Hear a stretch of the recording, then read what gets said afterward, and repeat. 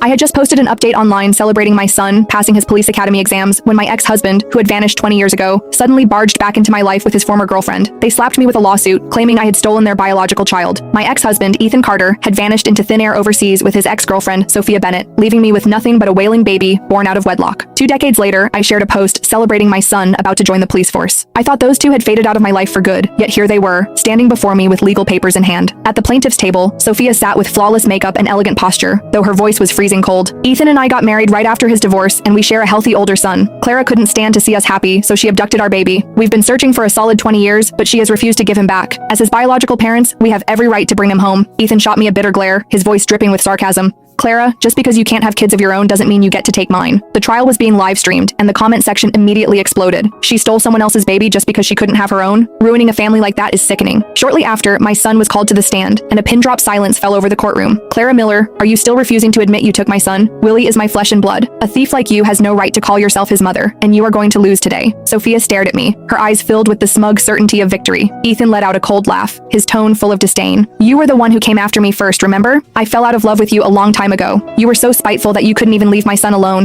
Hand Willie over. Let's see how you show your face in public once everyone knows what you've done. Every eye in the courtroom was fixed on me, but I didn't flinch. I enunciated every word clearly. I will say this one more time. There is no way Willie is your son. My calmness only drove Sophia more frantic. With bloodshot eyes, she pulled a yellowed birth certificate from her purse, her voice trembling with emotion. Look, I carried Willie for 9 months. I gave birth to him. Attached was a photo of an 8-pound baby boy flashing a toothless smile. He was barely a month old, still nursing, when a woman like you took him away. Sophia broke down in tears right there on the stand. Ethan pulled her into an embrace and handed the old baby photo to the judge, his voice choking up.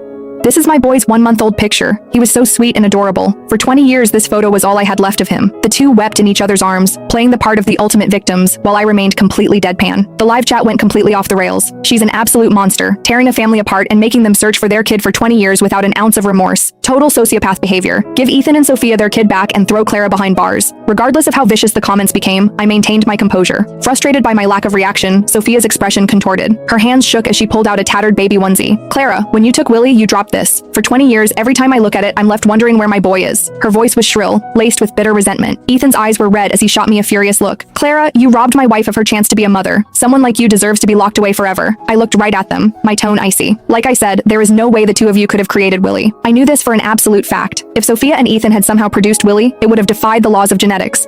But as far as they were concerned, I was just in denial. The judge furrowed his brow and banged his gavel. Plaintiffs, please present your physical evidence. We do. We have a witness. Sophia immediately cried out. An elderly woman was escorted in by a bailiff. Sophia pointed at her, her voice trembling. This is Margaret. She used to work as Clara's housekeeper, and she saw with her own eyes when Clara brought home a baby out of nowhere. Margaret nodded eagerly. It's true. Back when I was cleaning for Clara,